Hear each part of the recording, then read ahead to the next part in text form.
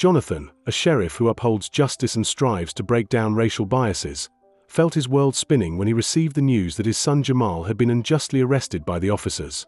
This unexpected incident threw him into a dilemma.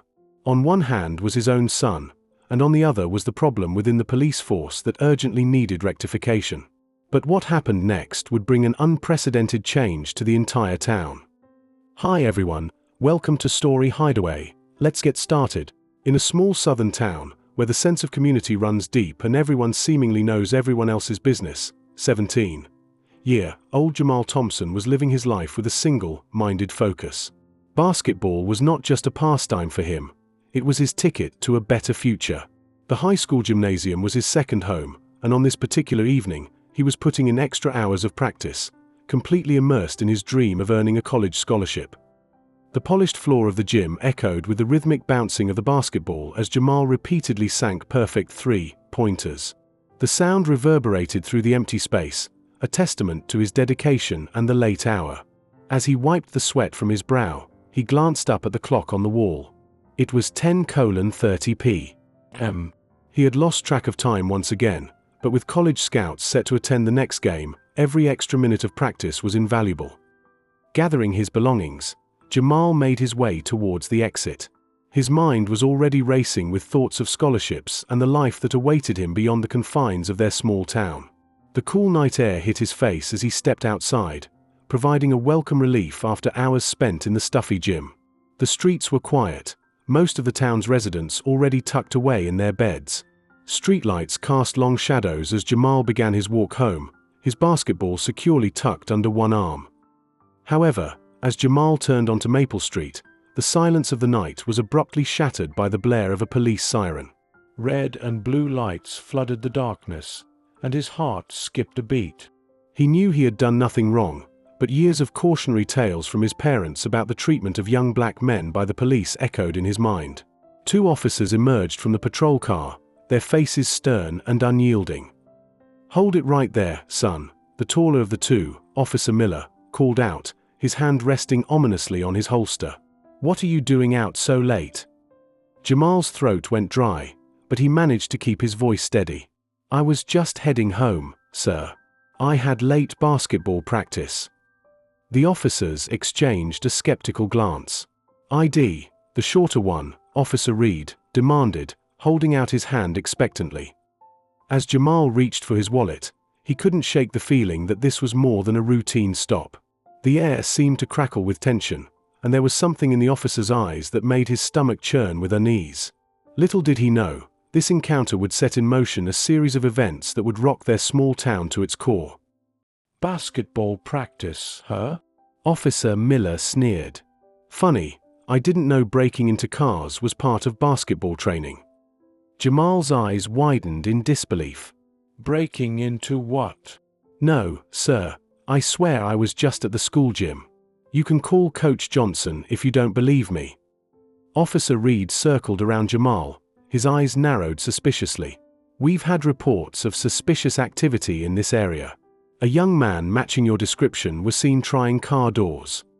Jamal's heart raced. He knew he was innocent, but the accusation alone was terrifying. "Officers, please, there must be some mistake. I've never..." "Hands on the car!" Officer Miller suddenly barked, cutting off Jamal's protests. Confused and frightened, Jamal complied, placing his palms flat on the hood of the patrol car. The cold metal beneath his hands seemed to mirror the icy fear spreading through his chest. As Officer Reed began to pat him down roughly, Jamal caught sight of movement from the corner of his eye. A small crowd was starting to gather. Neighbors, some of whom he had known his whole life, were peering out of windows and stepping onto porches to watch the scene unfold. The shame of being publicly humiliated burned hot on Jamal's cheeks. These were the people he grew up with: teachers, friends, parents, and the old lady who always gave out the best Halloween candy. And now, they were witnessing him being treated like a common criminal. "Officer, please," Jamal tried again, his voice trembling slightly. "I'm telling you the truth. I'm just trying to get home." But his pleas fell on deaf ears. Officer Miller grabbed Jamal's arms, wrenching them behind his back. The sharp click of handcuffs echoed in the quiet street, a sound that would haunt Jamal's dreams for months to come. Miller began reciting the Miranda rights mechanically, but Jamal could barely hear him over the rushing in his ears. This couldn't be happening, not to him, not here. As the officers prepared to force him into the back of the patrol car, Jamal made a desperate decision. "Wait," he cried out. "Please, I need to call my father. He needs to know what's happening." Officer Reed scoffed. "Yeah, right. "So you can get your story straight?" "I don't think so, kid." But something in Jamal's pleading eyes must have sparked a flicker of doubt in Officer Miller. He hesitated, then nodded curtly. "Fine. "One call. Make it quick." With shaking hands, Jamal dialed the number he knew by heart. As the phone rang, he silently prayed his father would answer. On the third ring, a familiar voice came through the line. "Jamal, what's wrong, son?" The sound of his father's voice nearly broke Jamal's composure. "Dad," he choked out, "I need help. The police, they think I've done something wrong. They're arresting me, but I swear I didn't do anything." There was a moment of stunned silence on the other end of the line. Then, Jamal heard his father's voice, low and controlled, but with an undercurrent of steel that he had never heard before. "Where are you?" "Maple Street," Jamal replied, his voice barely above a whisper. "Dad, I'm scared." "Listen to me, Jamal," his father said firmly. "Stay calm. Do exactly as they say and don't argue." "I'm on my way." "Everything's going to be all right, son. I promise." As Officer Miller snatched the phone away, ending the call, Jamal felt a small spark of hope ignite in his chest. His father was coming. Somehow, someway, he would make this right. What Jamal didn't know, what no one knew, was that this phone call would set in motion a series of events that would change everything.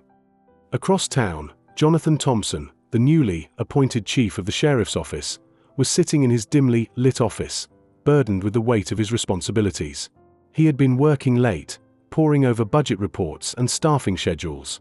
However, the moment he heard the fear in his son's voice on the phone, all thoughts of administrative duties vanished. Jonathan's mind raced as he grabbed his jacket and car keys. He had spent years building a reputation as a fair and just law enforcement officer, gradually climbing the ranks despite the challenges he faced as a black man in a predominantly white department. Now, in a cruel twist of fate, it was his own son who had fallen victim to the very prejudices he had fought so hard against. As he sped towards the sheriff's office, Jonathan's grip on the steering wheel tightened.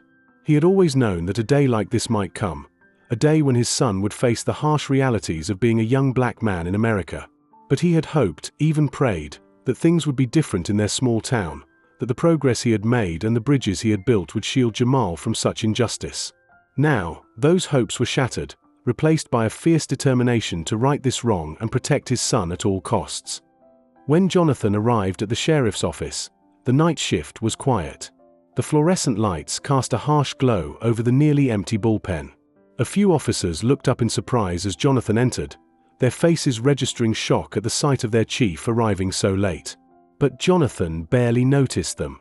His eyes scanned the room, searching for any sign of his son. "Where is he?" Jonathan demanded, his voice carrying an authority that made every head turn.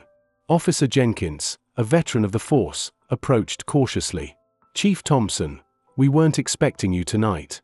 "Is everything all right?" Jonathan fixed him with a steely gaze. "My son was brought in tonight." "Jamal Thompson." "Where is he?" Recognition dawned on Jenkins' face, quickly followed by confusion and then alarm. "Your son?" "But Chief, I don't understand." Officers Miller and Reed brought in a suspect for attempted car theft about 20 minutes ago. They didn't say anything about where. Jonathan repeated, his patience wearing thin. "Interrogation room 2, Jenkins replied, gesturing down the hallway. Without another word, Jonathan strode purposefully towards the interrogation rooms, leaving a trail of bewildered officers in his wake.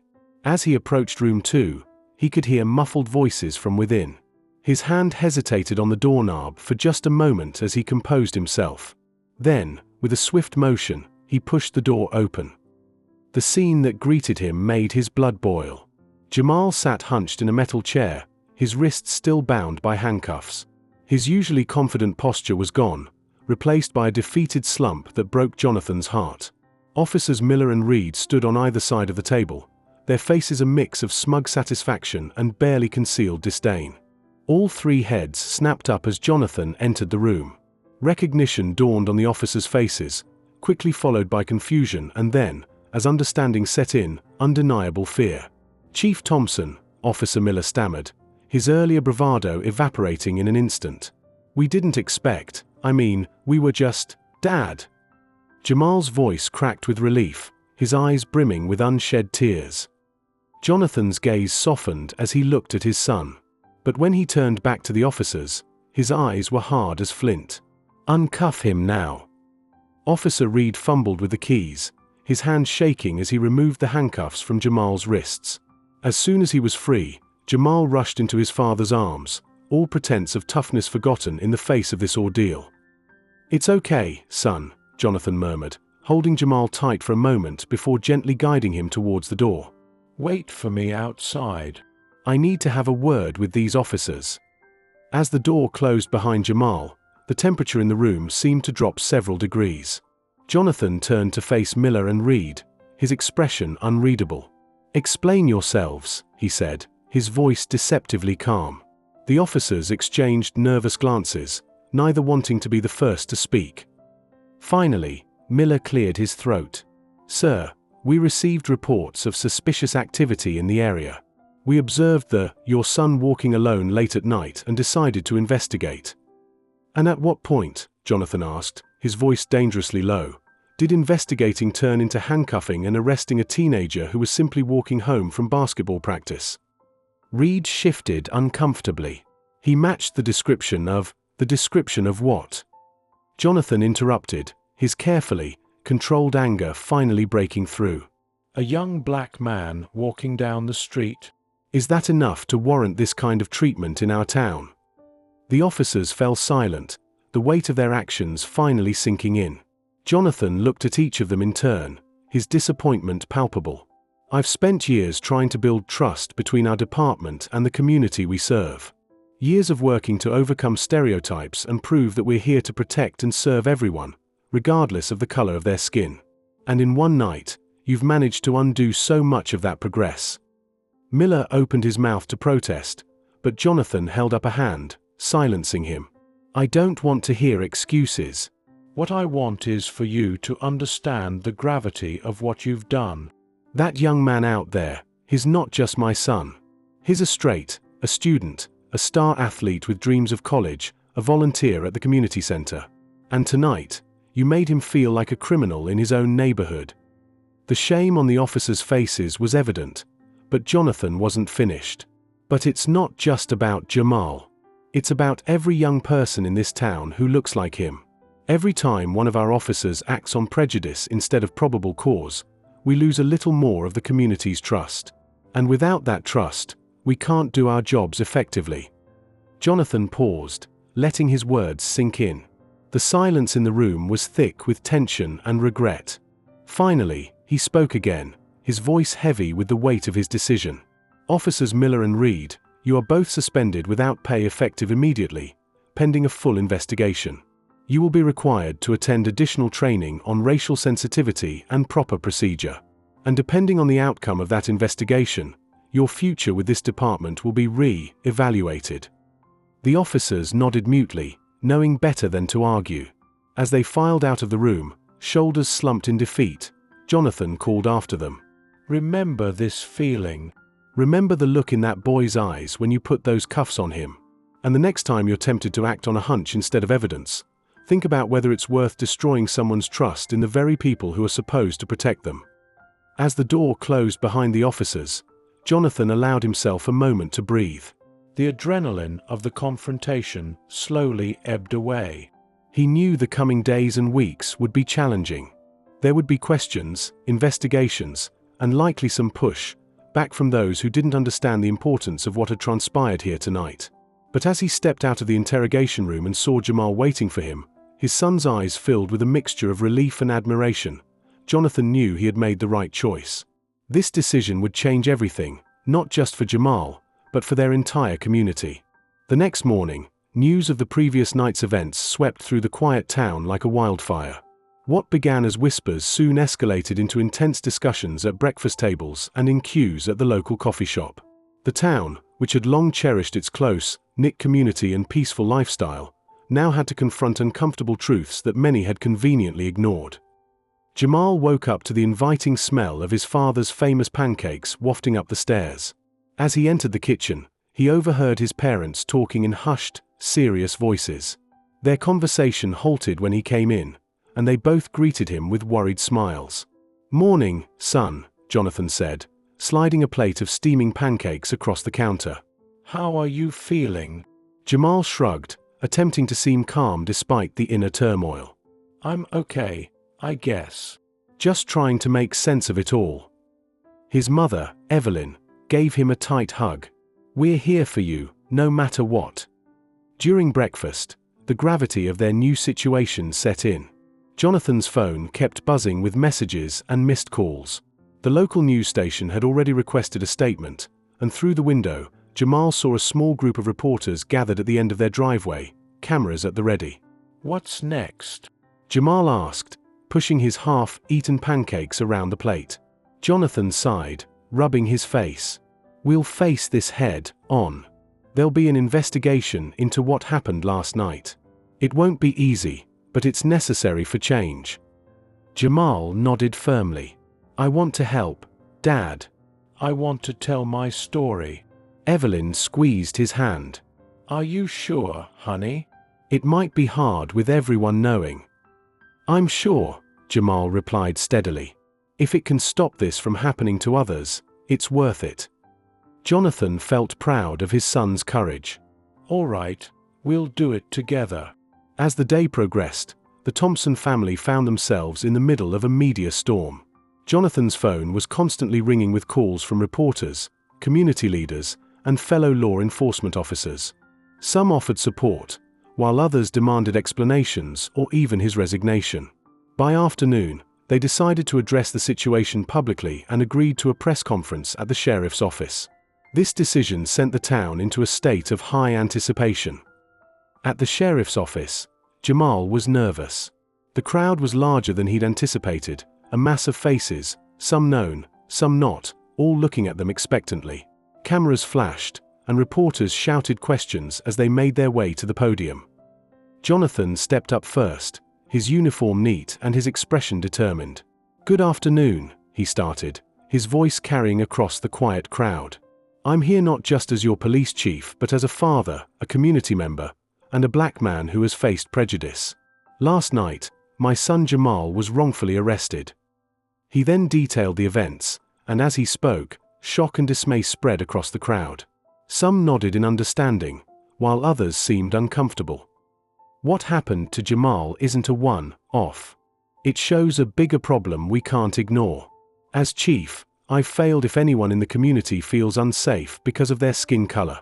Officers Miller and Reed are suspended, and will start bias training for all officers, review our policies, and work with the community to rebuild trust. After Jonathan, Jamal took the microphone. "I'm Jamal Thompson.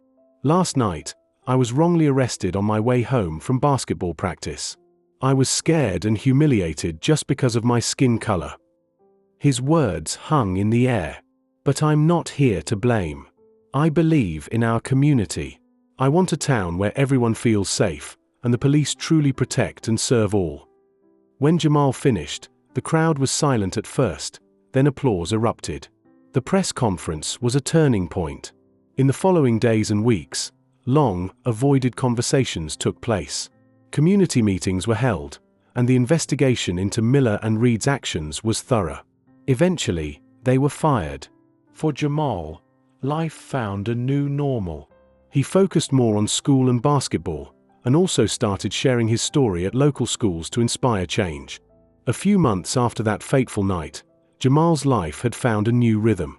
He was back on track with his basketball training, his performance on the court even more remarkable. College scouts were keeping a closer eye on him, and his dream of a scholarship seemed more within reach than ever. But there was a new element to his life, a sense of purpose that extended beyond the basketball court. One evening, Jamal and Jonathan sat on their front porch, enjoying the peaceful sunset. The air was filled with the sweet scent of blooming jasmine. "You know, Dad," Jamal said, breaking the comfortable silence, "I've been thinking a lot about everything that's happened. At first, I was so angry, but now I'm grateful in a way." Jonathan raised an eyebrow, intrigued. "Grateful?" Jamal smiled. "Yeah. Grateful that we had the chance to make a difference. That we could turn something painful into something positive for our community." Jonathan felt a swell of pride for his son. "You're right, Jamal. Change is never easy, but it's possible when good people stand up." Just then, Officer Jenkins, a veteran cop from the sheriff's office, approached. He looked nervous, fidgeting with his hat. "Chief Thompson," he called out hesitantly, "I hope I'm not interrupting. I wanted to talk to you and Jamal." Jonathan and Jamal exchanged a quick look and then welcomed him. Jenkins took a deep breath. "I wanted to apologize. I was at the station that night. I should have done something to stop what was happening to Jamal, but I didn't. I've realized I've been part of the problem for a long time." Jamal felt a mix of emotions, surprise, a bit of the old anger, but also respect for Jenkins' honesty. Jenkins continued, "I've been on the force for 20 years. I thought I was one of the good ones, but I've turned a blind eye to a lot. What happened to Jamal made me see that not doing wrong isn't enough. We have to actively do what's right." Jonathan nodded in understanding. "Thank you for saying that, Jenkins. It takes courage to admit mistakes." Jenkins then proposed a mentorship program. "Some of us officers want to start a mentorship program for kids in the community. We hope to build trust. Jamal, we think your perspective could really help. Would you be willing to help us get it off the ground?" Jamal's eyes widened in surprise. "Me? But I'm just a high school student." Jenkins smiled. "You're much more than that. You're a voice for change. Your experience can bridge the gap between the police and the youth." Jamal looked at his father for guidance. Jonathan smiled and nodded. Jamal turned back to Jenkins. "I'd be honored to help." As Jenkins left, Jamal and Jonathan were filled with a renewed sense of hope. The mentorship program quickly grew. Jamal organized basketball games where kids and cops played together, breaking down barriers. Word of the program spread, and other towns expressed interest. Jamal started traveling to share his story, inspiring change in other communities. As his senior year neared its end, Jamal faced an important decision. He had received offers from several universities, but a letter from Howard University's law school caught his attention. It was a full scholarship offer, with a focus on civil rights and social justice. Jamal discussed it with his parents. "I think this is it," he said, excited yet nervous. "Howard feels right." Jonathan and Evelyn were proud and supportive. Meanwhile, Jonathan's leadership in the sheriff's office had not been without challenges. But his efforts caught the attention of state officials, and he was offered a position as state police commissioner. This was an opportunity to implement community-oriented policing on a larger scale. Jonathan decided to accept, though it was a bittersweet moment as he loved the community he had served. On Jamal's last night in town, the community held a send-off. The high school gym was packed. Jamal stood at the podium, looking at the crowd. "A year ago, I was angry and hurt. Today, I'm full of hope. What happened to me was painful, but it showed me the power we have to make a difference. Let's all be the change we want to see." The crowd applauded, and Jamal knew he was ready for the next chapter of his life. The next morning, the sun shone brightly as the Thompson family prepared for their new beginnings. The moving truck rumbled in the driveway, a symbol of the changes that lay ahead. Neighbors stopped by to bid farewell, many with tears in their eyes, expressing how much the family's presence had meant to the community. Jamal loaded the last of his boxes into the car and took a moment to look back at the house where he had grown up. So much had changed in the past year, yet in many ways, it felt like the start of an even greater adventure. "You ready, son?" Jonathan called from the driver's seat. Jamal took a deep breath and squared his shoulders. "Yeah, Dad, I'm ready. As they drove through town for the last time, Jamal noticed signs and stickers everywhere, bearing the message "Be the change." It was a phrase he had used in his speech at the send-off celebration, and seeing it displayed so prominently filled him with a sense of purpose. "Look, Dad," Jamal said, pointing at the signs. Jonathan smiled and nodded. "Looks like you've left a mark on this town, son." On their journey, they stopped at a small diner for lunch. A TV in the diner was tuned to a news channel, and they heard their story being discussed. The anchor reported on Jamal's full scholarship to Howard University and Jonathan's appointment as state police commissioner. Jamal and Jonathan exchanged a look, uncomfortable with the attention but aware of its significance. As they ate, they overheard conversations around them. People were debating police reform, sharing their own experiences with law enforcement. It was a clear reminder of the impact their story had had. After leaving the diner, an elderly woman approached them. "Excuse me," she said, her voice trembling. Are you the Thompsons from the news? Jamal and Jonathan nodded. The woman's eyes filled with tears. "I just wanted to thank you. My grandson had a similar experience to yours, Jamal, but he didn't have anyone to stand up for him. What you're doing gives me hope." Jamal was touched and gave her a hug. "Thank you. We'll keep fighting for change." Back on the road, Jamal and Jonathan discussed their hopes and dreams for the future. Jamal talked about his plans to specialize in civil rights law at Howard University. He wanted to be a voice for those who were wrongly accused, like he had been. Jonathan shared his ideas for implementing comprehensive bias training across the state police force and increasing diversity in recruitment and promotion. They also talked about the challenges they would face. Systemic change would be slow, and there would likely be resistance from those who were reluctant to embrace new ideas. But for every challenge, they saw an opportunity. The chance to educate the public, build stronger relationships between law enforcement and communities, and create a more just society. As the sun began to set, painting the sky in beautiful colors, Jamal felt a deep sense of determination. "You know, Dad," he said, "I have a feeling this is just the beginning of our story." Jonathan glanced at his son and smiled. "I think you're right, son. This is just the start." They knew that their journey would inspire others, not just in their small town but across the country. Their story was a powerful reminder that even in the face of injustice, there was always hope for positive change. As they drove into the fading light, each excited for their new adventures, they carried with them the hope of making the world a better place, one step at a time. And as the miles passed, their bond as father and son grew even stronger, united in their mission to bring about a more just and equitable society.